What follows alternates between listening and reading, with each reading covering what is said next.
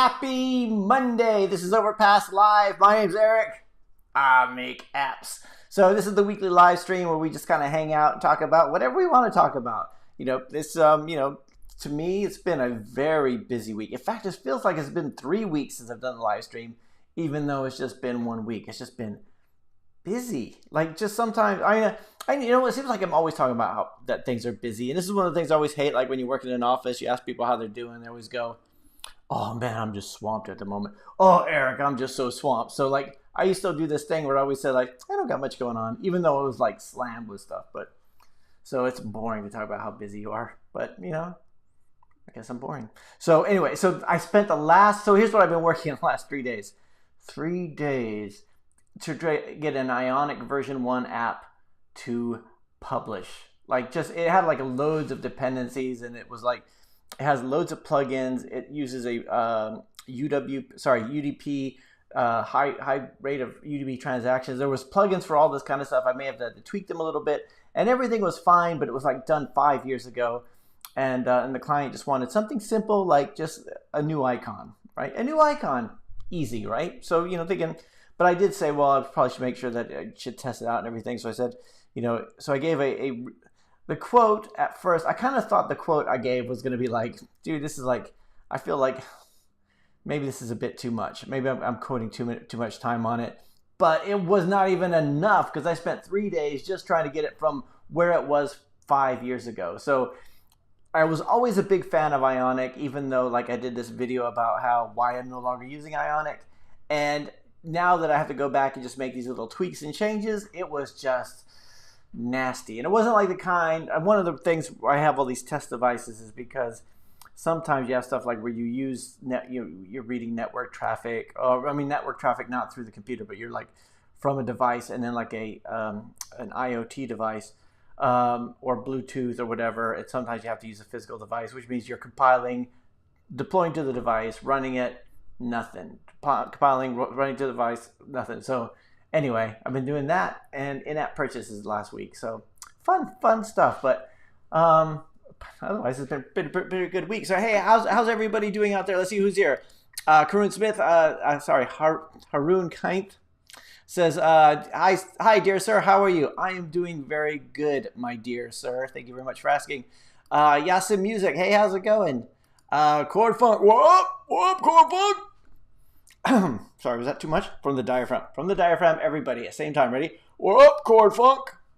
Martin, hey, Martin, how's it going? Thanks for the message earlier. Let's see.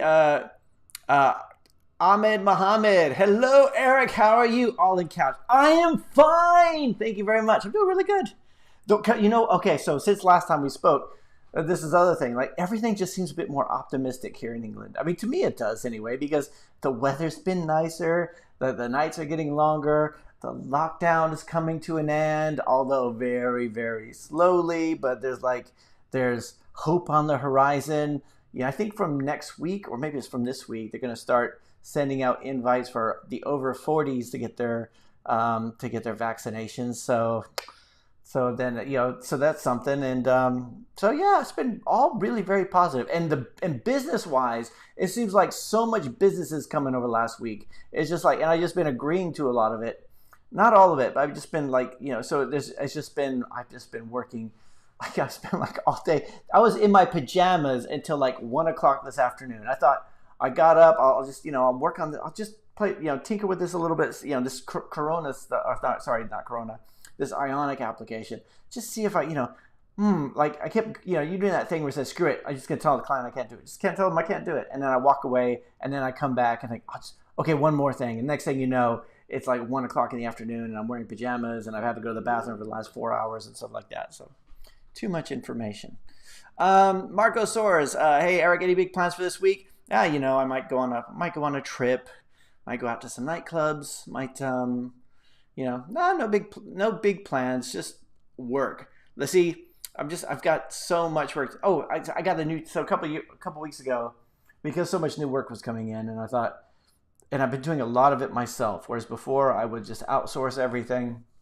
but I just need to get some of this stuff done. So I'm doing a lot of code myself and getting into it. So I got like a new chair, which is on rollerblade wheels. I was going to show it to you now, but it's on rollerblade wheels. So like, it's like I'm doing the opposite of getting more healthy. I'm just getting more sedentary.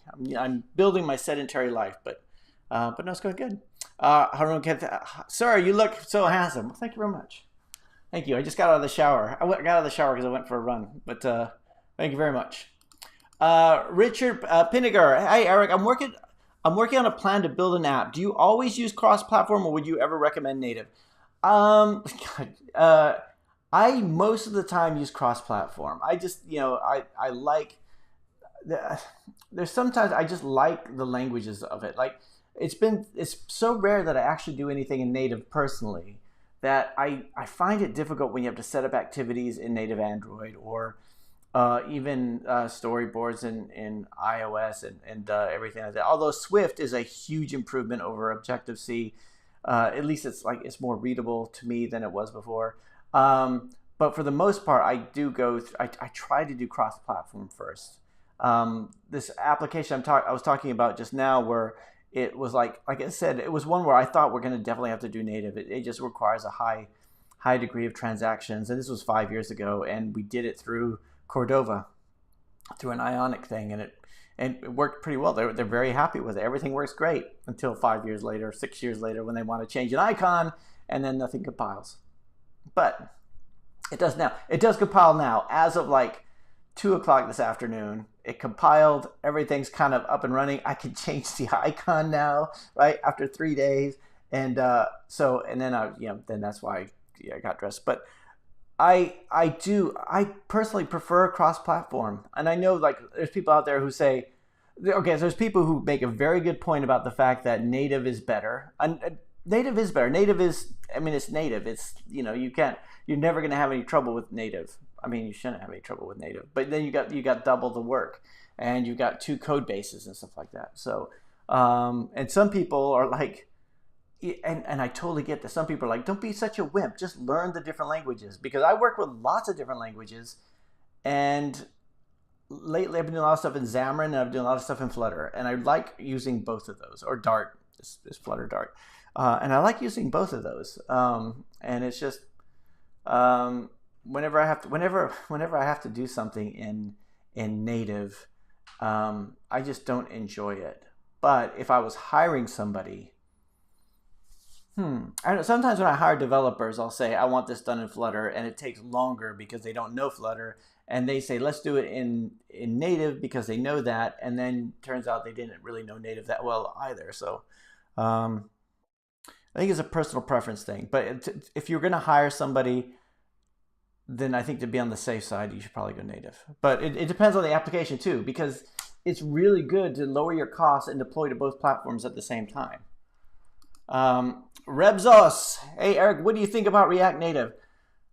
So we have a couple React Native projects, and again, I still keep lumping it. I still lump it with, okay, so the big problem I've had with Ionic today is, or the last 3 days is like a lot of, it's like I had so many plugins. The cool thing about it was I needed I need something that communicates with UDP. I was like UDP, like Internet of Things thing. Okay, I got this plugin that does it. Everything works great. Oh, I need something else that does this. I have something else. So everything together, and then but the dependencies are all messed up where, okay, I got to change this one dependency because it's no longer supported, but then this other one relies on that, or this one, it's going to require me going down to Cordova 6 or 8 or whatever from 10, which is the current one, and then that breaks something else. So and whenever I use React Native, it seems like I spend a lot of time doing that same kind of stuff, which is I'm in dependency hell. And I know that Xamarin has dependency hell. I know that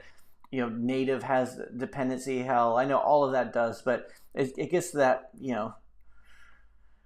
the good thing about React Native, the good thing about Ionic, the good thing about all these big major platforms is that there's a huge amount of developers out there. So when you do run into those kind of problems, there's like lots of people who they know it. So, in the end, your users won't know if it's React Native. They won't know if it's Ionic.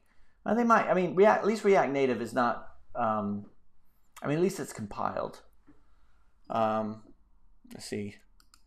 Goldwing says, "Big ups, you're doing God's work." God's work, really? God, I make apps, but I didn't know he was into that. But yeah, thanks. Morris Taylor says, "Wenderlich is a good book on distributing iOS apps." Oh, Wenderlich has a new book on distributing iOS apps, signing and certificates, etc. Dude, that's gonna go out of date fast. I think that was one of the reasons. One of the things I hated about computer books was they never talked about distribution and signing. And when you have to go in and do all the, iOS has been fairly consistent, I guess. Although, what's the new thing now? Now they ask you for what kind of personal information are you collecting on the person and why, and that's when you actually submit to the App Store.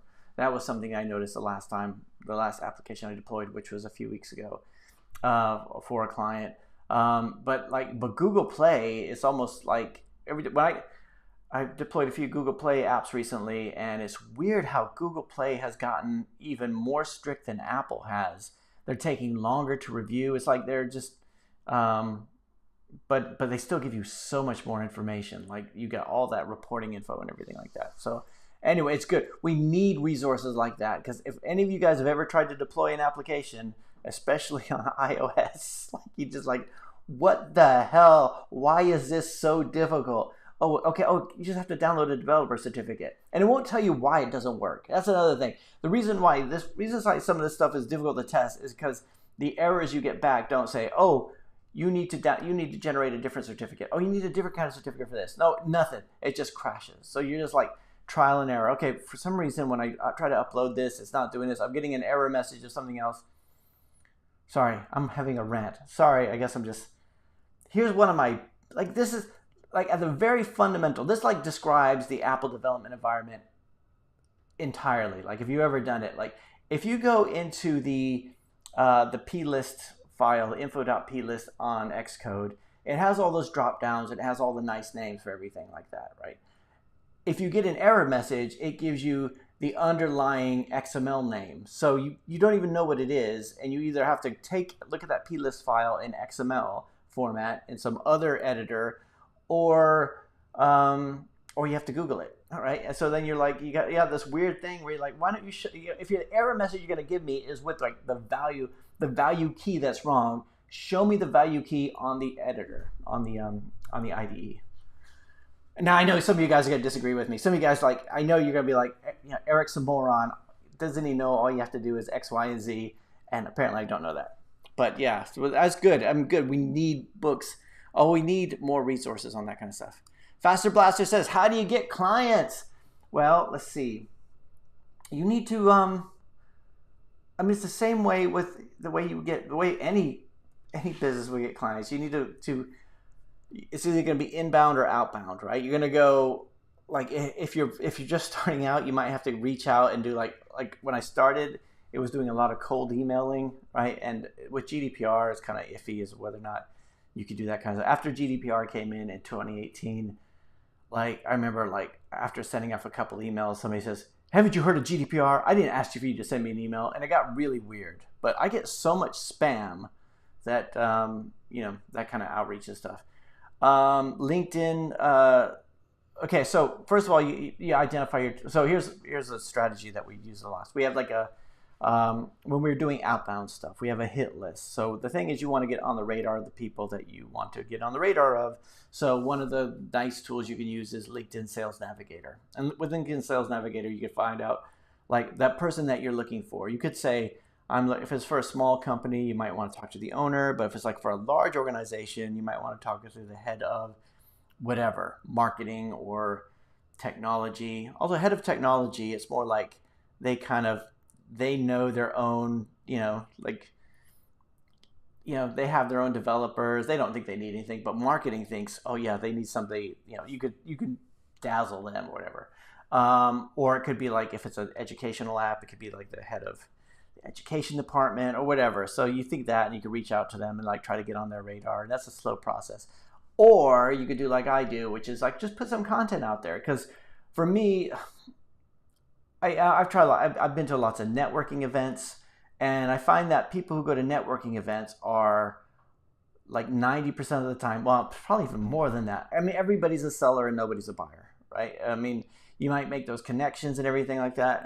And I've tried to be open-minded about it. I've tried to just go and just be like, okay, you know, and you're like, okay, hey, I know this guy and this guy and this guy. And I'm thinking, wow, like, good job I have all these connections. But really, I mean, if I ever need any kind of service at all, I Google it. So that means SEO and content and all that kind of stuff is way more important, right? I don't think, and maybe it's just me, maybe it's because I'm a developer, I'm introverted, and I just prefer to just like, I don't go based on recommendations. I go based on, well, I do get, but like testimonials and stuff that I see online. I don't go by, you know, oh, my friend Bill told me this one thing, or my friend, you know, Johnny told me something else.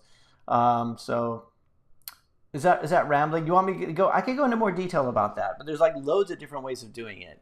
And like for me, it's like I said, like sometimes I'll have people just reach out to me now, but it's not going to be that way when you first start out. And I did the same thing that a lot of people do when they start off trying to do client work, which was I set up a website, and I set up a website, got some business cards, got a phone number, and nothing, crickets. So you do have to like reach out there and get out there, and then start thinking about like the what is the user journey going to be for like somebody comes to your website? How do you want them to actually do it? Like in the end, we used to have that like inquire button, say call us, right? And it was like, again, I wouldn't want to call a company. Like it's just, I just want like a list. Can you just tell me how much it's going to cost without me having to like call somebody and get the salesperson on?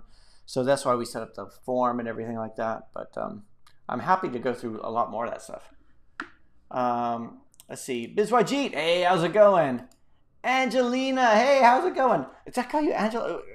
Are you going to phone me earlier? I may have said Angela. So Angelina, nice to see you. Ben Muhammad, hey Ben, how's it going? You got the badass profile picture. Hey Eric, how you doing? Working hard? Nah, hardly working. I got a problem. Maybe you can help me, but it's long-winded. Is it? Well, let's try it.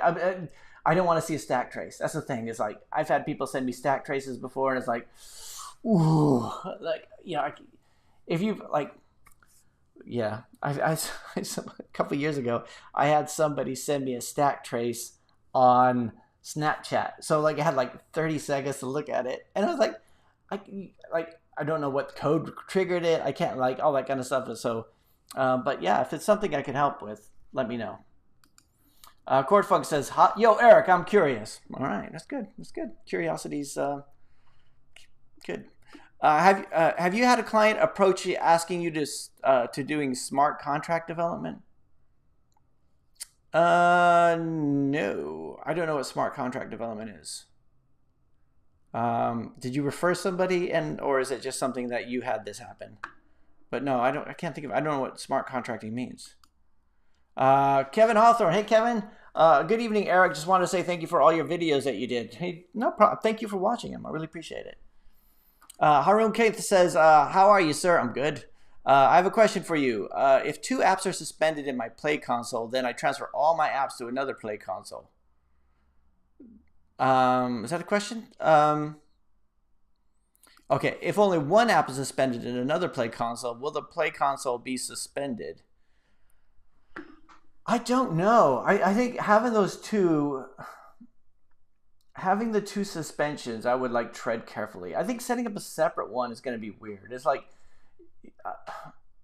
I've heard of so many people who try to set up a second account, like, and it ends up getting suspended immediately. So they get their first account suspended, they try to set up a second one, and it gets suspended immediately. And I don't know how they're doing that. I mean, I've only had my own Google Play account, which has been suspended once, and I did appeal it, and I did get it overturned.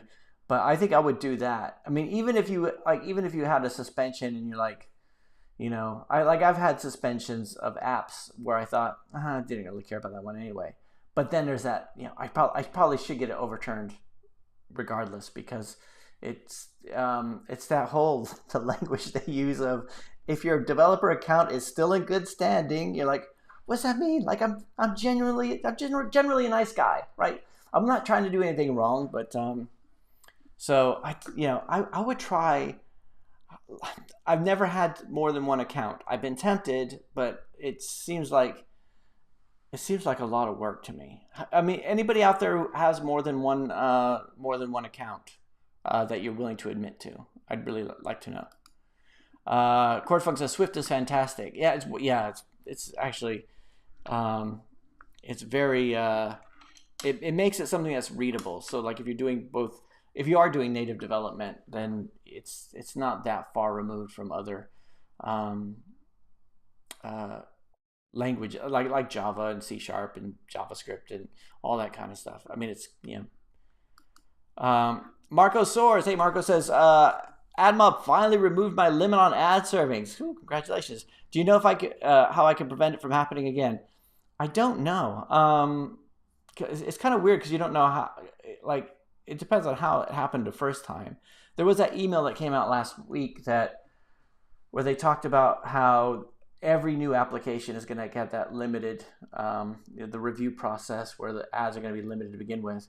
What I would do, Marco, is make sure you have a mediation network on there just in case it does get limited. At least you have something else going through. But am I talking too fast tonight? I feel like I'm kind of just rambling. I feel like I'm, and what like I feel like an auctioneer. I feel like an auctioneer tonight, which is not like a common thing to say. I am working on my new iOS app in Swift, but says Martin. Hey, Martin.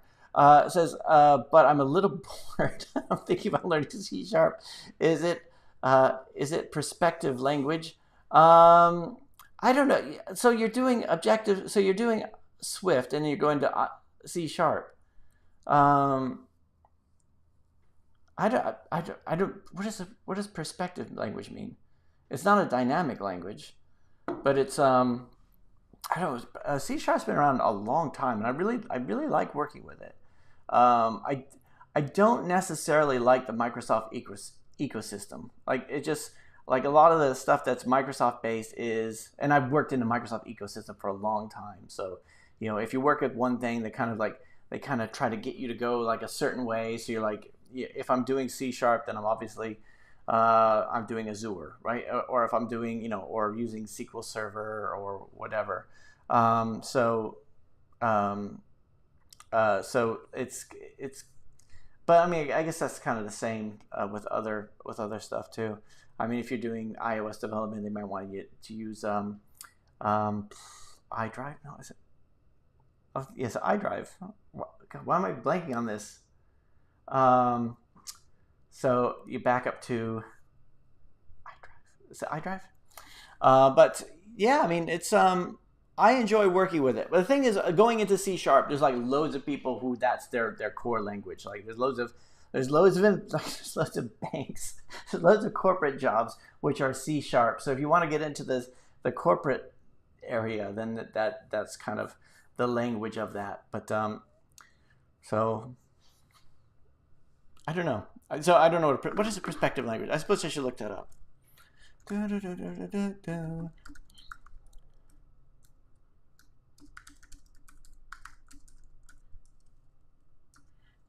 Okay, perspective language is a way you see your perspective is the way you see something. Oh, that's all right. Oh, okay. Let's see. Cortfunk says Swift and Kotlin both seem to change their approach to doing UIs. Might actually become pretty good. Oh, cool. Android/iOS. Cool. Kalyani B says, "Hi Eric. I would like to hear your thoughts on building an iOS widget app in Swift. Any tips?" I've never done it. In fact, okay, so my latest toy, my latest tool in my arsenal. Did I say toy? I didn't mean to. Is I got an Apple Watch, right? That was my one thing. When all this client work came in, I thought, damn, I'm gonna get an Apple Watch. And the first thing I tried to do was an Apple Watch application, and I've kind of been playing with it. I've got like I said, I've spent the last 3 days doing this Ionic thing, trying to get it back to the 2015 levels, just to get it to compile. So that took a lot of time, but before that, I was trying to get this one client application I was working on. I was trying to do like a trying to do a like an iOS watch application for it. And when it comes to doing the iOS widgets, I haven't really done anything. I've done a bit of like Android widgets back in the day, but nope, no tips at all. YA says, "Hey Eric, hey, how's it going? I'm working with a team that makes my app, and the costs are being somewhat around $10,000 US. My monetization is only ad mobs. Do you think it's worth it to invest?" I think I don't know. I mean, for an application, 10,000 is not that much, but because you're financing it yourself, you think about how. I mean, you're going to need to get a significant amount of downloads and a significant amount of impressions to make that money back. So to me, I would look at doing in-app purchases also. I wouldn't want to do it only ad mob, just because. Yeah, I mean, it's to me it sounds like a lot of money to me, and this is, I mean, this okay. I charge this is about like what I charge, it's if you're looking at making that money back, even if you were to, you need a lot of downloads, you're gonna need a lot of impressions, and AdMob is just getting more and more tricky, right? So I would look at other ad networks and use the ad monetization as a way to steer your users towards making in-app purchases or subscriptions, because I think that's going to be a lot more stable in the future. But I mean, what ads do is they allow you to put a free application out there. Let's see. Ahmed says there's nothing better than native. Here's an Android. Here's Android Java developer. There's nothing better than native. That's I agree with that. I mean, it's just like nobody's ever said, "Oh, I'm having trouble because I'm on native," right? It just takes more time. So, Carol VDW, hey, how's it going? Says Eric, ever thought of making a decentralized apps on the blockchain? No, I've back a couple years ago when everybody anybody was talking about was blockchain. I looked at it, right? I looked at doing a decentralized application like that. I think it was what I had read was that like data transfer and it was like a lot slower using blockchain. Plus, I couldn't see a reason to use blockchain, right? I was like, there's nothing that I work on that needs to be decentralized, and it was weird where. Like so many people were telling me, you need to do apps on blockchain, and then every time I'd ask them questions about it, it would always go back to currency, and it was like, yeah, but like how would I do it? And then somebody says, well, they've got their own apparently there's a YouTube competitor or YouTube clone which is built entirely on blockchain, and there's a bunch of other stuff like just built entirely on blockchain, but it's not like it hasn't really taken off, so I haven't been that.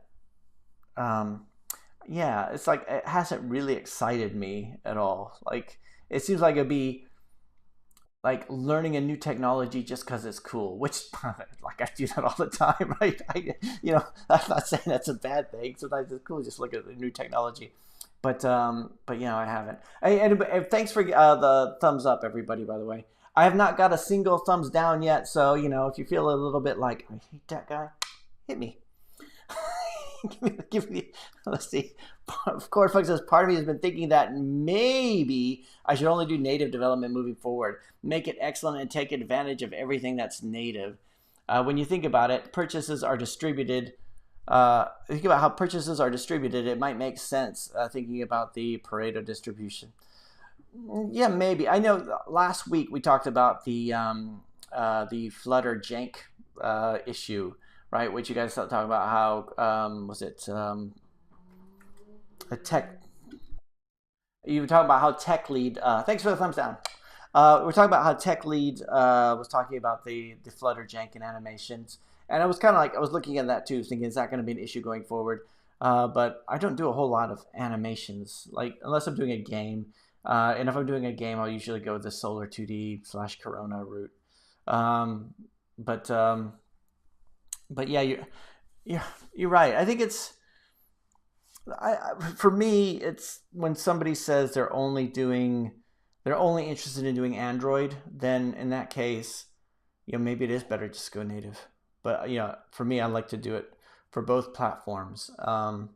And we've done it.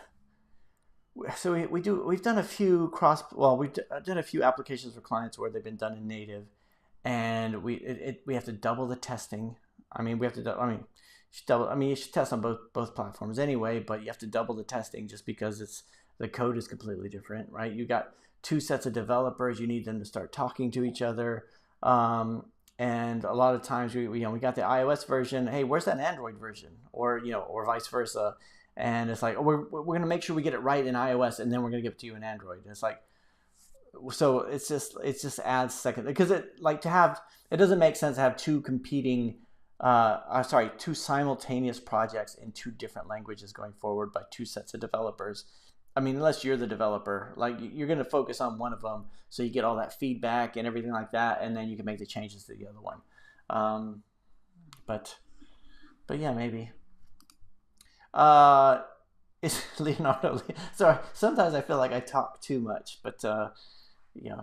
Let's see. Leonardo Leo says, "Is it possible to earn money with just one app in the App Store, or I must have lots of apps enough to earn money?" Yeah, Leonardo, I think one app makes more sense. If you have an app that works, then yeah. Like I have lots of applications, and on the App Store, on the iOS App Store, they started complaining. They said they were too similar to each other, right? And So then I started just releasing completely different applications, and they started complaining about those too, saying, "Oh, the guideline 4.3 is saying you're spamming the App Store." I think this is completely different. It has nothing to do with that other thing, and then they review it. So it was almost like they rubber stamped that they were going to start rejecting things because I had too many apps.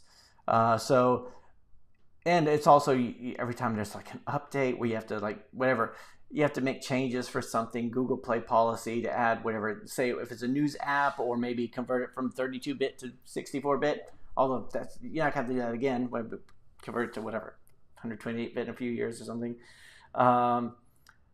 So there's that. And if you have just one application, you could give it your full attention, right? You could just put all of your marketing behind it, all of your reviews behind it. For me, I kind of thought, I'm making a bit of money with this one app. I know what I'll do. I'll just make a whole bunch like that. I'll just make it more like that. And in that way, it'll just trickle in from all these different places, which in theory should work. But then they started the Apple side, they started to stop them. And on Google Play, I still do have a lot of them out there. But, it's when I have to make a change, it's like a whole lot of work, right? You just have to go through and make changes to all these applications. Let's see. Cordfox said, "God must be a sadist is behind the iTunes Connect dashboard." Let's see. Darshana Manoj says, "Google Play takes 3 days to review. If you're lucky, I've had it take a week. I've had it take over a week. Usually if it takes like a week, they're looking at your privacy policy and everything like that. So, it's like, Apple's taking like 2 hours now. It's ridiculous. It's ridiculous how things are swapped around. Because it used to be like Google Play was just like, you just put something on there, it was there. Right? It was like I don't think it was reviewed at all. And then Cordofox said, "Yeah, Leonardo, better to have success on 10 apps that are just barely getting by. What will be the successful is hard to gauge, though. Might be a bunch of misses." This is it. I mean, I also think about this where, like, a lot of times people would say to me, and I don't mean like people on the YouTube channel, I mean like just in general, like people I know would say, "Do you know what? You should just make good apps from now on." It's like, yeah, thanks, right? Oh, let's say, I shouldn't be telling you guys this, but like, you know how like EarSpy was so good? You should make more like that. You should make like really good apps rather than all these other apps that people don't like. I'm like, yeah, you know what? Thank you very much. It's like musicians that put out like songs that people don't listen to. Like they want to be prolific and put stuff out there because you never know what's going to work and what's not going to work. I mean, there are people out there who are marketing people. Marketing people could tell you what's going to work, but they're going to charge you for it, and they're not going to be accountable for it. So let's see. Apple messages are thrash. 100% agree. Sometimes you don't even get an error. Sometimes it's a form or checkbox doesn't work. Yeah, it is. It is like this is what really bugs me with. Well, it's not just iOS. No, that's true. Android does give you more. Just you could go into Logcat and at least you could see something. iOS applications just crash, right? They'll just crash. And when it comes to signing, again, this week I've been doing for the client application, doing the in-app purchases, and I always put that off to the end because I hate doing in-app purchases. I have to do them on a physical device. I have to set up that test account. They don't work, and I don't know, did I not set the in-app purchase up enough? Is my library wrong? Is my certificate, am I using the wrong signed certificate? Why doesn't it just tell me something, right? It's like you're just playing this detective game, trying to figure out where, what stage is something not working. Let's see. Ben Mohammed says, okay, here we go. Play Store has banned my app title. Was similar to another. Uploaded a new APK, but realized all changes were made. I unpublished and then uploaded a second version with the changes corrected. Okay. Was there more to that? Followed your Twitter account, Overpass. Okay. Yeah, is this what you're talking? So, yeah, that's what they'll do. If you get an app suspended, they'll usually say you can make the changes to the app and then upload it under a different name. And of course, you lose all your users, you lose all your reviews, you lose you lose everything. So that's why I always, I've never done that. I always just like appeal it and try to see if I can get that turned back. And another thing is if they are unclear about why you were suspended, and a lot of times they are unclear, then you don't want to upload the app again and have that one be suspended because you thought it was, okay, it must have been because of this one reason, and then it wasn't. It was something else. Let's see. Mobile App 7 says, "Hi, Eric. Hey, Mobile App 7. If my app looks like a game, should I publish it as a game or app to get more downloads? Does it matter?" I don't think it matters. And I had an app that I was like, I put it in the communications category, and it was kind of medical related too. So I put it in the medical category, and it did really well in the medical category. It was like really ranking on all kinds of stuff. And I was fine for like a few years, and then it was removed because of the category it was in. And then I had to get that. I had to appeal it, and then and beg, and then I put it back under the communications category. So I think there is. So that's why I'm saying I think it matters a little bit, but I think a lot of this stuff is more for the search of the user, the people searching for it. Like I don't think you're trying to game the system if you're thinking, okay, this is technically a game, but it's more like an app, right? Because there's a lot of things that are blurred. Like I think quiz applications they're kind of that in between where you're like, it's kind of there's a score, but there's not like characters or anything like that. There's like, there might be levels, there might be, might be leaderboards, but is it a game but it's also very knowledge based and all this stuff. So is it like it's educational? So is it an app? So I don't think it matters. Has anybody else had any trouble with that kind of stuff? Angelina, hello Angelina, says, for apps, how far do you support an app? For example, Android version 29, 28, how far back do you go? I go 30 days after release. So the warranty period that we give is 30 days. If they want an extended warranty, then we'll sell them an extended warranty.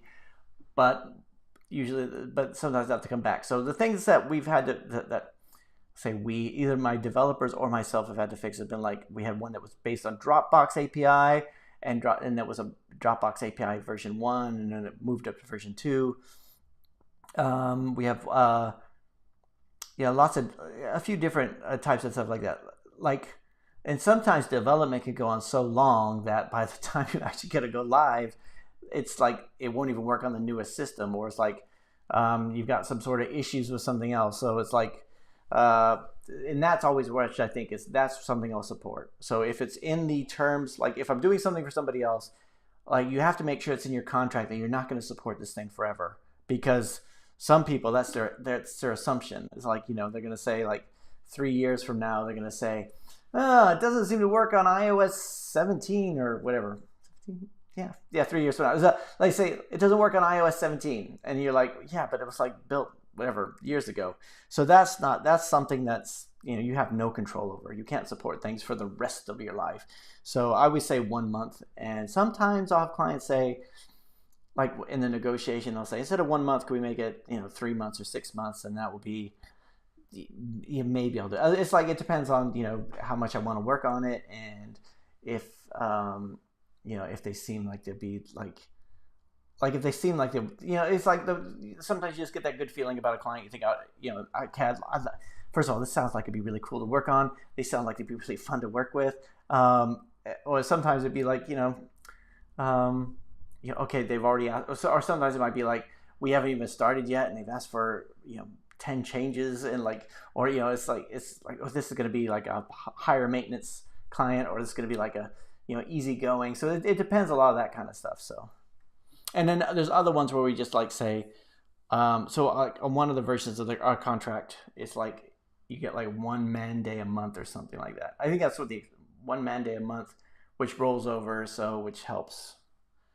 But yeah, you got to be really careful about that. Marandrier, hello. Ben Mom, I followed your Twitter account, Overpass. Thanks. I don't think I've posted on that for a while, but I need to do more of that stuff. So there's been a change in my team where one of the persons who've been working with me for a long time, she's no longer working with us. So a lot of it's falling to me to do a lot of things, and I think the social media side is probably lacking a little bit. So, and you may, like even today, like scheduling the live stream, I did it like 3 hours ago rather than, so the system's kind of got some kinks in it. Let's see. Like smart contracts, though. Okay. Curiosity killed the cat. Like, well, how far behind am I? Okay, so like smart contracts deployed on a blockchain. I'm just curious if there's a market for it yet. Oh yeah, I don't know. Typo, smart contracts. Oh, smart contracts. Oh, blockchain. Got it. Okay. No, nobody's approached me to do anything like that. Oh, maybe they don't think I'm smart enough. God, do you think? Ravi Sharma says, I found out that I found it if I just invest my app income in stock, I will be a millionaire in 25 years. Oh, well, wow. Simple fact videos. How's it going? Hi, Eric. How many policy violations do you have in your AdMob account now? Quite a few. I got loads that are because the app has been like unpublished from Google Play. Like I get them every day. I get your act now before we remove ads from this application. Then it'll be a package name of something that I unpublished like 2 years ago. Like, and I don't know how to stop that. Like, I don't know how to tell AdMob, stop sending me this stuff. Like, I don't need this anymore. There's no delete function. At least there wasn't last time I checked it, which was like over a year ago. But so I've got quite a few. Nothing that's really making me lose any sleep over it though. Angela, smart contract, who cares?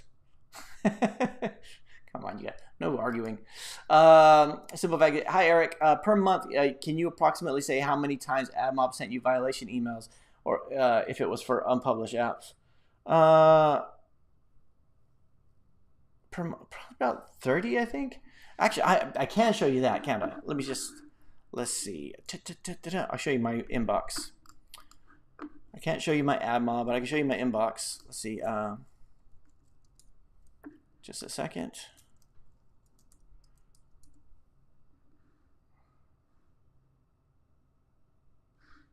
AdMob serving has been restricted to your app. Okay, let's show my screen here. So here we go. So this is, I don't know if you see it. Actually, it's not that bad. I think maybe I'm exaggerating. I can't exaggerate because last time I exaggerated something, somebody says I'm a liar. Why would I lie? So this is so like I've got a few on the 13th of February. No, it's actually not that bad. But I do delete them. I do delete them regularly. Actually, let me check. I'll check my bin file too, but I don't really keep all of them actually. But I get them a lot. So let's see. Calm to Overpass at Tybalt Bath Light. Actually, that is a current application, so I do need to look into that. I got to do something about it. But yeah, I get them.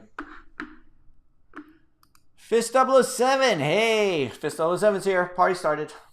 Let's see. Hardcore. Yep, I did a stupid app on the Ethereum blockchain. I think the market is huge, but the immutability and having one giant singleton drives me crazy.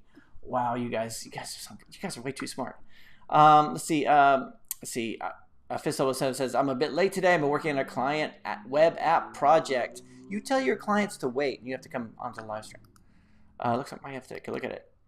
Let's see. Simple Fact Video says, hi, Eric. 1 month that AdMob surprised you with the earnings that you still remember today. In simpler terms, what was your highest AdMob earning that you still remember today?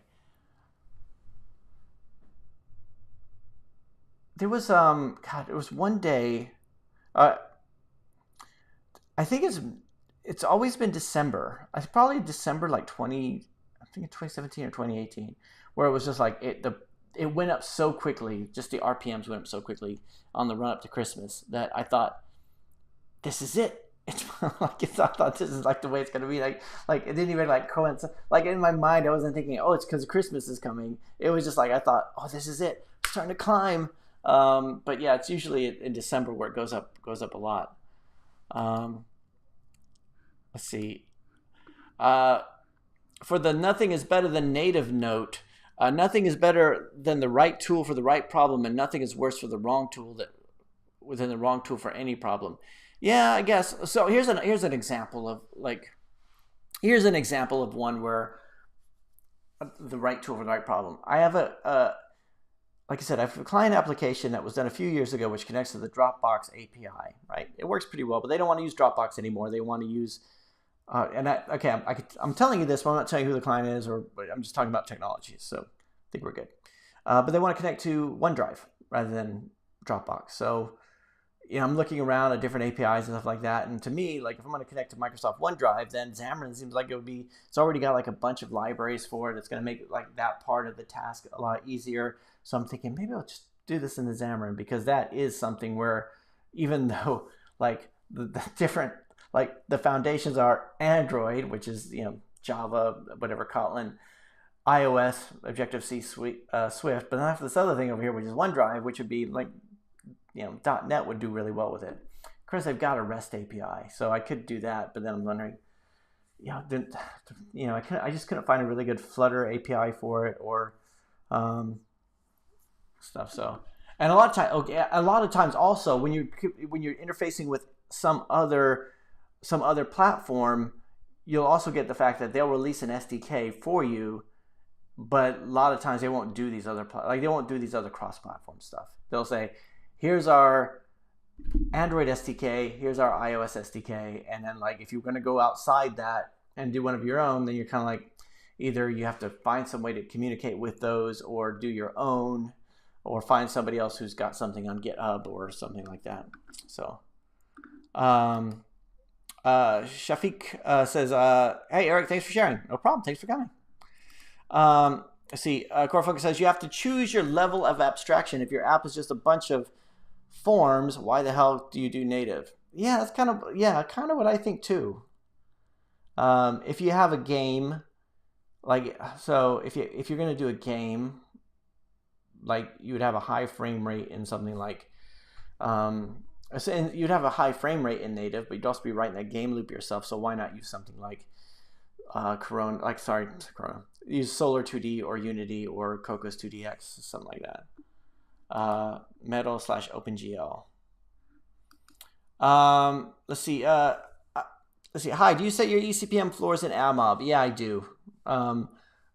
I haven't done for a while, but I would do that. So like I had house ads for a long time, and so I set the ECPM floors because I figured if it's going to be nothing, it's going to be not worth showing an ad, then I'd rather show one of my own ads and push one of my own other applications.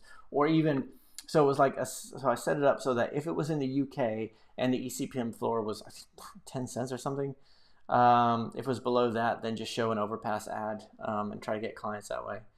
But that was, again, the problem I had with that was the UK audience was actually pretty small. So it wasn't like I had a whole lot of stuff come through. So let's see. Oh no, Eric, the animation's yanking. It affects screens, transitions, animations, and buttons popping, and the whole 9 yards. I haven't experienced it though, and this is one of the things that I'm wondering why I haven't experienced it. Am I not doing something right in the code? Am I not doing something in the code?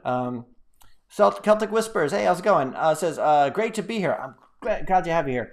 Any tips on the best ASO agency out there for an indie dev, Ta?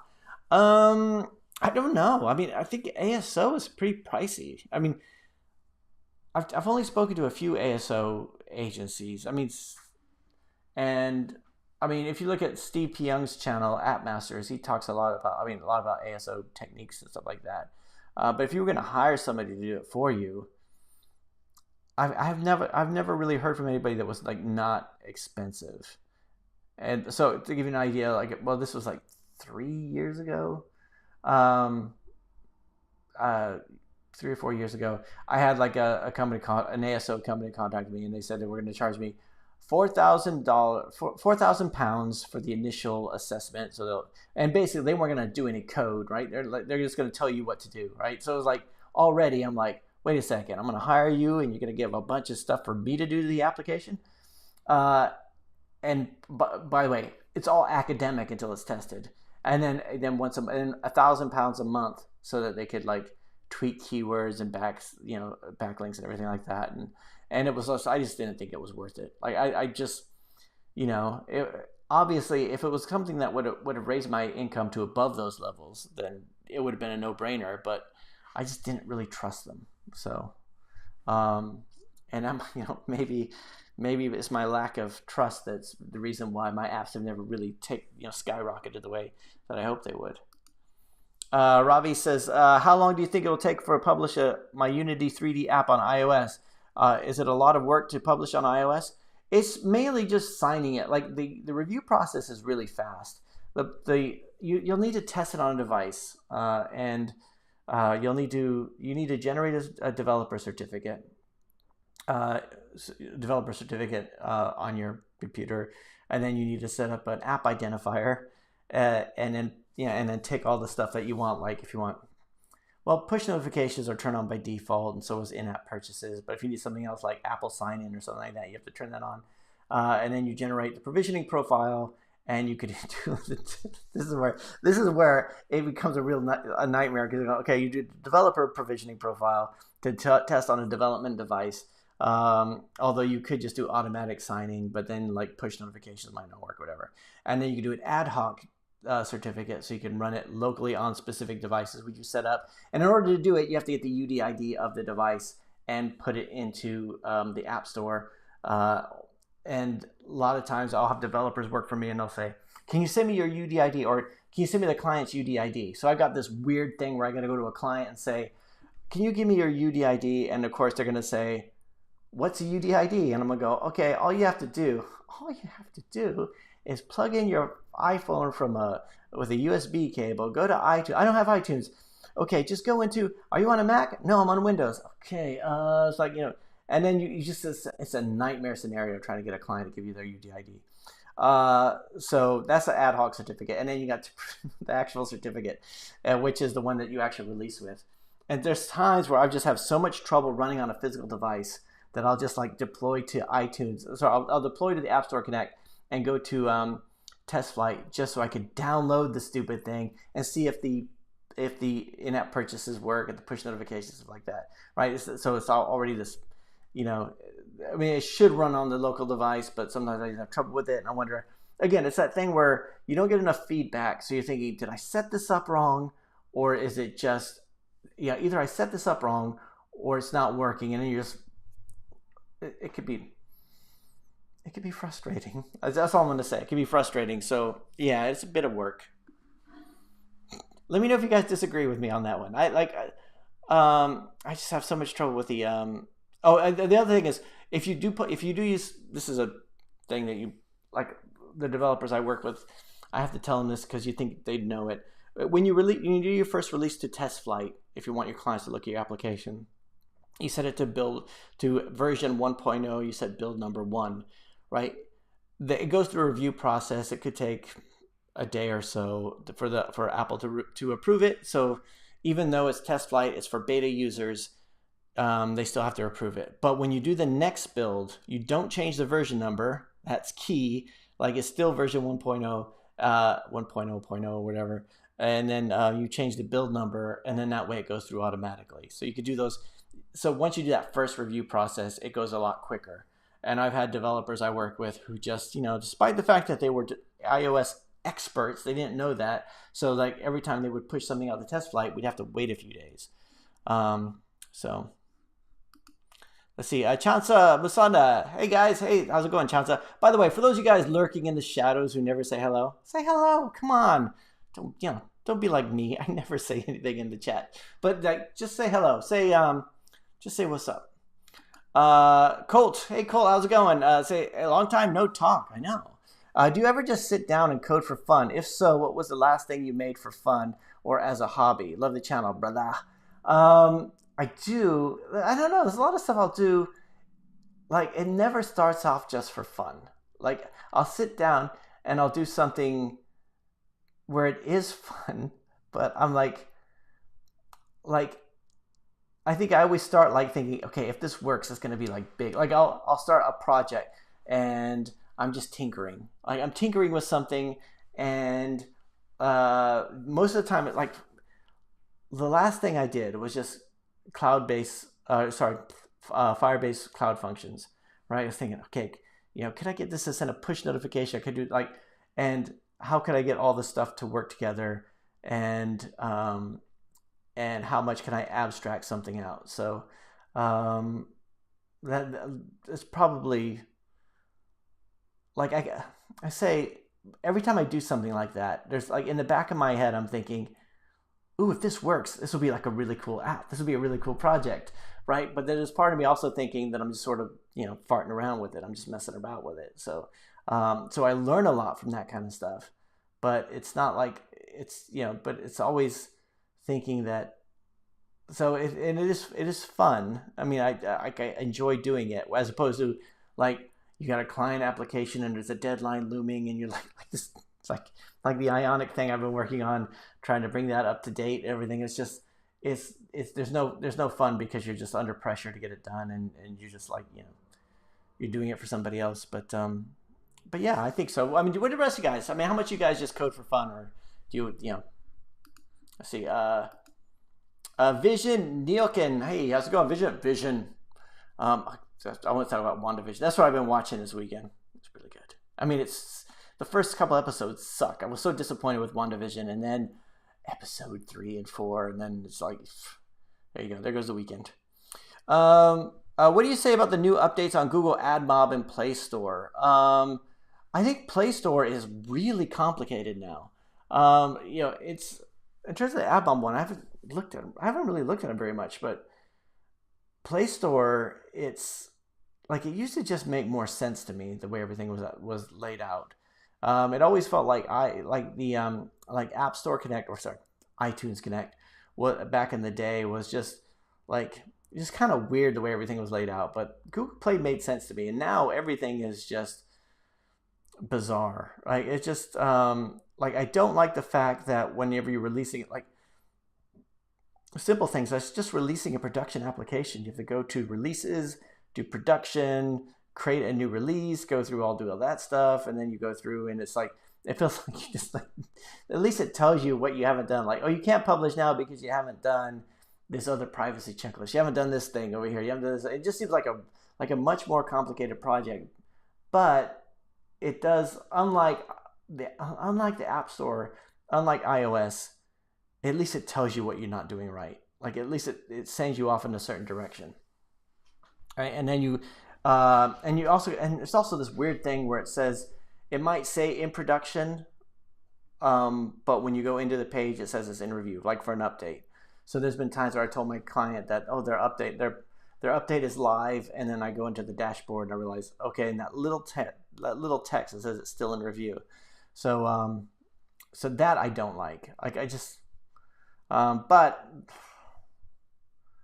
yeah, I do like the fact that they make the crashes. And like if you want to go through the production and you look at the current production version, you can see like all the crashes and everything for the latest version. Like it's front and center. It's like really prominent. Let's see. Morris says Marco Arment and David Smith have good podcasts. Marco makes one app. David has made 80 different strategies. Oh. Marco says how often should I release updates? There is a huge one coming out for my app, but it has been about 5 weeks since the last one, but it fixes a lot of issues and adds many features. Any thoughts? I think you should release frequently. I mean, it's yeah, it's like, you know, it shows that your app is under development. I mean, it's like it's not like, unless you have something that's halfway done. I think it's better to get it out there so you have people that are happy with it before you start tinkering around with the code, and you do something that's a bit more involved. And then those little bug fix releases, they end up being like this, sit there in development for ages because you've got this one other thing that you've been working on, this big release thing. So I think you probably should, put out. I mean, my strategy has always been to put out not lots of releases. Let's see. Cord Funk says, I think categorization used to matter, but now I imagine it's some machine learning that classifies the apps. Yeah, I know. I think it's. I mean, like even when you're looking for, when you're looking for an app, do you go in and start browsing by the category, or do you just start searching? Fazli Molajan, hey Fazli, says, I have an app having 40,000 active users per day. AdMob ads are limited now. What are the other options? So I should show ads in the app or remove the AdMob limits. Again, I think Fazli, you should do some like mediation, because it says on the AdMob limitation page that it says that the limitation doesn't affect third party through mediation. So I mean, at least it's something. You have something going out there, and it gives you an opportunity to test out other ad networks while they do it. But yeah, I don't think I want to remove the ads. So what are the options? So I should show ads in the app or remove AdMob limit. Yeah, I would. Yeah, don't remove the ads, because then your users will get used to it, and then you'll introduce them and they'll be upset anyway. So if they're used to the ads being there, I would put in some sort of mediation network, like Facebook audience network or something. At least see how it goes. Let's see. Of course, I think he means the SDK version. Did I mess it up? Did I say something wrong? That's a while ago. Sorry about that.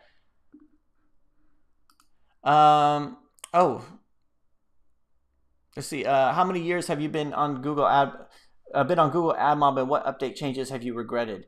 So I've been on Google AdMob since 2012. The biggest regret that I've had, well, when I started, I wasn't showing enough ads. So that was probably the big one, right? And then I just started showing an interstitial like once every 4 times the app opens. And then I had an AdMob consultant actually tell me, because I was doing okay, but there was like this free thing at the time where you get a consultant and he says, you're not showing any interstitial ads. I go, I am, but I don't want to annoy people. Again, it's like what we all say, right? I don't want to annoy people. So I started showing it every 4. So some people didn't open it 4 times. They would never see the ad. I had banner ads, so that's, they didn't do that much. But so once I started doing it like every time the app opened, then the revenue really shot up. And then it got suspended. The ads got suspended because I think it was right when the app opens. It was whereas that was kind of like, that's what the guy had recommended I do, but then the policy changed and I didn't really keep up with it. So then you had to be a transition moment. So then I moved it to someplace else, and it didn't affect me too badly. I mean, I think if there's any change that I regretted was like not having the ads there enough. right? So I've never done anything like I don't self-click. I don't do anything like that. I'm not trying to like scam anybody. Um, so um, yeah, in terms of the changes, the changes I regret mostly have to do with changing a keyword or trying a new icon, something like that, and seeing a dip in the downloads and have to go back and change that kind of stuff. Let's see. Shooting for 23 these days. The SDK version used to be 16, but that ain't happening anymore. Yeah, I know. But you look at the yeah, I know. I'm the same. I think I'm going for. O. I think my minimum version is Android O at the moment. I can't remember which one that is. Darshana, hey, how's it going? Says, hi, Eric. New Google Play Developer Console not showing day 1, day 7, day 28 retention anymore, or I can't find it. Old dashboard is better and more readable, I think. This is like, I had an embarrassing situation with a client a couple weeks ago where I was trying to say, oh, we just check which countries are down. And that was like something I couldn't find because they changed everything, right? And it was like, that's true. And I don't know if they've done that on purpose. Like, to me, I'm wondering whether or not it's just not as usable as it was before, or if I'm just not like, I just need to sit down and go through every screen and go, okay, what does this thing actually do? Why did they move it from over here to over here and all this kind of stuff? Even stuff like, okay, here's something that got me was like, it used to be on the pricing and distribution page, you go and set which countries it was available to, right? Nice and easy, one place. And now it's like in the it's over in the releases menu, I think. And it doesn't make sense for me to put it in that area. Rodian Sabbath, hey Rodian, says, hey Eric, what's up? Oh, not too bad. Not too bad. I'm all right. Good. Thank you. Everybody else, tell me how you're doing as well. Let's do it. Working on an educational app, but my design skills suck. Any idea to make or get an outstanding UI? Native Android dev. It doesn't matter what your language is. I think for me, that was one of the reasons why I got Sandy, who's the designer on our team, because it's just whenever I need something like that. Use Font Awesome. So how many of you guys are using Font Awesome for stuff? Like it's like a lot of the times if I do something for a client, sometimes I don't even need Sandy's help except for the icon, because I'll just use Font Awesome and I'll just I've got all my buttons and I'll just find the right one. And I've got a Font Awesome Pro account just because there was a few other icons that I wanted, which is I think it was $100 a year or something. So that's one thing, but it kind of depends on the thing. So if you have if it's an educational app, if you have cartoon characters, stuff like that, you probably want to get a designer. If you just need some nice UI layout and drop shadow stuff, you could just see what's out there and then just try to do something decent. But I think for your icon, you should get a designer. Does anybody else disagree with that? Translation, give 6 months warranty if I'm desperate for the money. This is the thing though. You don't want to you never want to do anything because you're desperate for the money. Fist 007. I have. It never works out. It's just it's JRG apps. Hey, how's it going? Says, hey Eric, how do you handle sales tax on Google Play? Do you ever update the tax rate on Google Play console for every country or state where you can change it? No, I don't. I set the one price on Google Play console, and then my accountant has to. So I have to send the financial reports to my accountant so they could do the VAT for all those locations. So unlike the iOS where they handle everything for you, on Google Play you actually have to do it's. In some ways, I like Google Play better because if I needed to give a refund, I could just give a refund. It's I don't have to mess around with anything.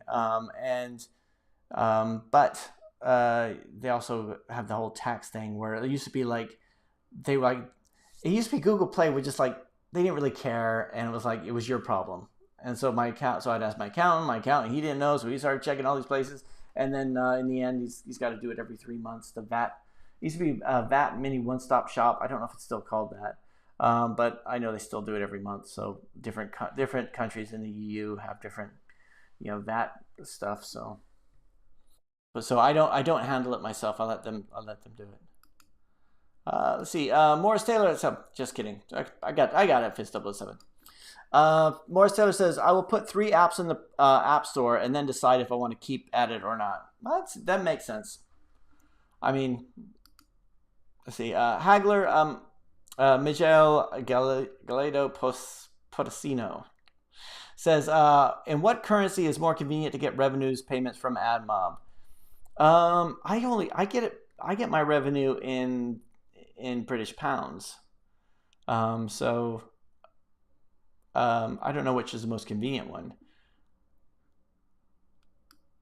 So yeah, I'm not sure. It's let's see. Darshana says, do you try to promote your apps outside the App Store and Google Play? For example, blog posts, YouTube, email marketing, etc. I've never done email marketing. Well, actually, I tried it, but was not successful with it. Like setting up like a page where I tried having email marketing within one of my apps. So we'd have the I try to get my developers. Okay, I'm just gonna have a rant here. I try to get my developers to put the MailChimp API in it so that people could just register on the newsletter, and then we could take that communication out of the app, and then they'd be on my list and all this stuff. For a while, I was kind of like into that whole internet marketer thing where I try to put them on my list, and the developers were just weren't getting it. So in the end, I just had it on a web page because I just put it on a web page. There's loads of WordPress plugins for MailChimp to create a form. So I just did that, and that list grew really, really big. And again, this is not talking about getting people into the app. This is when people are in the app. And I had this really big email list, but every time I try to put like an ad in it or something, it just, in the end, it was like I was just paying for this thing that I wasn't using. So I just stopped doing it. And I did have people. I had this whole other can of worms that opened up. I had somebody call me up on the phone because apparently I set up my MailChimp somehow where it had my personal email address in it, which he was able to call me through FaceTime. And so I get this guy calling me saying, you need to stop sending me this spam. I'm like, you registered on this thing. You just unsubscribe. And he's like, you need to stop. And he was just like, he was angry, right? Just sitting there in the middle of the day, and I get this call from this guy. I'm like, well, yeah, I'm not just sending stuff out. Like it was double opt-in, all this kind of stuff. But like he didn't remember it. So he thinks I'm just trying to spam him or whatever. I'm like, and I wasn't sending ads. It was like an 8-week course, like 8 emails, like a schedule that goes out. And in the end, it was like, God, you know what? I can't be bothered with this. So in terms of blog posts, yeah, we're always putting out content. Like if you have your Instagram account or your Twitter or something like that, if somebody leaves you a really good review, you could just leave it there, or you could take that and turn it into a Instagram post or something like that. Because might as well. It's they put themselves out there in public, so might as well use that review. That's lots of restrictions. Richard Pinnegar says, what kind of projects would you say are good for a PWA? I want to build my own fitness app, but my guess is that a PWA is not right for this. It seems most of the PWAs are more news and restaurants. Yeah, I mean, I've gotten very negative about PWAs recently because it seems like the industry keeps pointing us in that direction, and I haven't seen any really good examples of a PWA that everybody's using. And I guess on some Android versions, they'll have like Twitter Lite and stuff like that, which is, I guess are PWAs. But yeah, it's, let's see. And I also don't know about the security behind a PWA. Like if you had a PWA, would somebody be able to just like easily go through and view the source and be able to see your core logic? Let's see. So a good use for a PWA, I think, restaurants would be perfect, right? Like you go to Domino's and they say, hey, download our app. dude, I want to download the Domino's app and have that on my phone. So yeah, I know that might not be a very good answer there, Richard. Let's see. Mehmet. Hey, how's it going, Mehmet? Hello. Rodrigo just came to hit the like button. Have a good stream. Thanks. Do you mean when I wee later? Thanks, Rodrigo. Let's see. More says, sounds like he needs the Wenderlich book. Is this we're talking about the that? Yes, exactly. Muhammad, hey Muhammad, how's it going? Muhammad always says, hey Eric, what's the average retention rate and Play Store listing conversion rate of your apps? My retention rate has always been very low. It's just been like a few days. So it's like, and most people I talk to on Play Store have had really low retention rates. I mean, you're like, but my apps have never been like news apps or the kind of thing you'd go through and check every single day. So, yes. And listing conversion rate is different for different applications. My big application was like 26% or something like that. The click-through rate on the actual conversion of the store visits to downloads kind of thing. Let's see. Ahmed says, have you tried Firebase Crashlytics before? I have. So I'm using Crashlytics. I'm also using App Center Crash Reporting. Yeah, I think it's just App Center Crash Reporting. But yeah, so like, but not so much. I mean, I still rely very heavily on the Google Play Crash Reporting because, it's like I never even think to check Crashlytics. So, I mean, are you using it, Ahmed? Do you find it to be useful? Of course, because I think Google Play has just invited in too many UX developers. They just want to simplify. Developers want and need details. That's what it seems like to me. Like UI, UX people working on the dashboard without not really understanding the developers. I agree with that. It bothers me that they're taking information away from us rather than just giving us more information. iTunes Connect is like we talked about worse. Just show me the goddamn details. Okay. Morandir says, Eric, you made any ad campaigns to draw app installs for your apps? Can you share your experiences? Well, yeah, a lot of the ad campaigns that I've done was to bring in app installs for my apps. And the key thing is to look at is the cost per install. So you put an app out there with a small budget, and then you check to see what the conversion rate is. So like if you're like finding out that in the end, your cost per install is like $5 per install, that you kind of work on that ad. It's like for whatever reason, that ad is being shown to people, but they're not clicking through, or they're clicking through, but they're not actually downloading. So like, what's wrong with it? What's wrong with the Play Store page? What's wrong? Like, why is that conversion rate so low? So, but a lot of times, so I've done like campaigns I've done some for revenue. So like actually for my paid applications where like I'll put this ad out there for the paid applications. So like, whatever, if it's $1 per install and you're making, and the cost of the app is $3, then obviously you're good, right? But if it's higher, then it's not. Now for free applications, I've only used it for just trying to see if I can get some momentum, like a short burst to try to get some rankings early on. Let's see. Fistable said, coding for fun kills the income. Coding for the income kills the fun. And getting paid is a lot of fun, or not. A says, I like AppMasters. Yeah, AppMasters. Where is AppMasters? AppMasters is on another station on Fridays. He does his live stream on Fridays. He is the app goat. AppMasters. Let's see. Steve. I want to be Steve. Yeah, no, he's over his live streams on Friday nights. Let's see. AppMasters is the best. His ASO content is so informative. Bring AppMasters on. He was here like 2 weeks ago. A and AP505. You guys are trying to make me sweat, aren't you? You're trying to make me sweat. You're trying to throw me off my game. A and AP505 is the same account. I know. I've got like 4 thumbs down and like 20 seconds apart from each other. But I agree. AppMasters is a good channel. AppMasters is a good channel. You don't have to spam right here though. Yeah, this is like a different channel. You understand that, right? It's like, there's two separate things. PWAs are just too limited for most use cases. Let's see. Brahm says App Masters for the win. Well, you guys all ganging up on me here? All right. But PWA websites are pretty easy, so why not do it if you already have a site? Yeah, you might as well. Let's see. Berham says Eric is more a general app dev content. App Masters is the ASO king, but his videos are very good.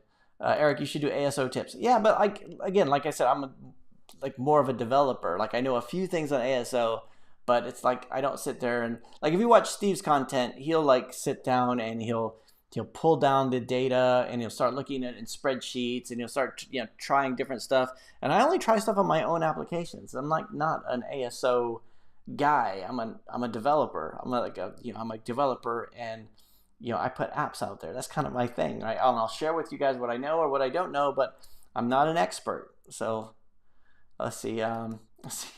Cruz Meyer says App Masters sent me. Did he? Let's see. App Masters is the best. What do you guys like? Is he actually all right. Naki Logic says, I just got my address verified, a very small achievement I attribute to you. I really find your channel motivation for me to keep developing apps. Awesome. That's really good. The that email verification thing is like, I don't know if I had to do that back when I set mine up 8 ways ago. We want to see App Masters versus Overpass apps boxing match. Oh, it's on. All right, me and Steve P. Young, we're gonna take our shirts off. We're gonna put the boxing gloves on. And we're gonna slug it out in the ring. Let's see. That would be the app equivalent of the the KSI and Logan Paul match. Yep. All right, Cruz, you make sure to bring that up to Steve. Tell him I'm calling him out. Tell him, say, you know what? Eric's been talking stuff about you. I like Steve. Steve's a good guy. Let's see. If someone says it's pizza time, yes. See you next week. I hope, Eric. I hope so too. Hope everything, everything should be fine. Have a nice week. Thanks very much. Josh Adams says, Eric, I'm still trying to understand why the app industry is so glorified. It's like YouTube. You have to be really huge to make anything good, which is extremely difficult, and you have to compete more. Josh, I totally agree with you. This is one of the, it used to be that I would get people call up, and it's not so much anymore, but a few years ago, it was that kind of like apps are magic. Like, I got this idea. God reached down from the heavens and put this idea in my head, and I just need you to build it for me. And it's like, and it's going to be huge. And it's still like, it's a market. It's a store. You still have to get people to find it and download it and all this kind of stuff. And it has to be useful to them. It's not like, you can't see something like back in the day, you see like the fart app or whatever, or Flappy Birds or something that's really simple. You think I could do simple like that, because it's not just that, it's all the discovery and everything like that. So I totally get it. And that's one of the things that I'm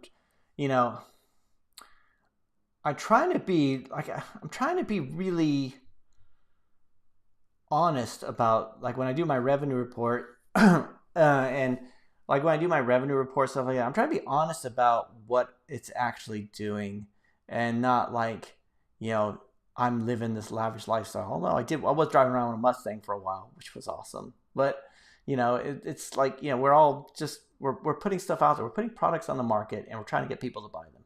That's what we do, right? It's not like, it's not like they're magic. It's not like, that's what gets people saying, apps are dead. Drop shipping's the next big thing. Apps are dead. YouTube's the next big thing. How many people are trying to make it big on YouTube, right? And it's like, it's just like, it's a few people can do it. Like, I'm not one of them. Like, I'm just like, when you pin all of your hopes and dreams on it, I guess you would if you were like, if it was your passion.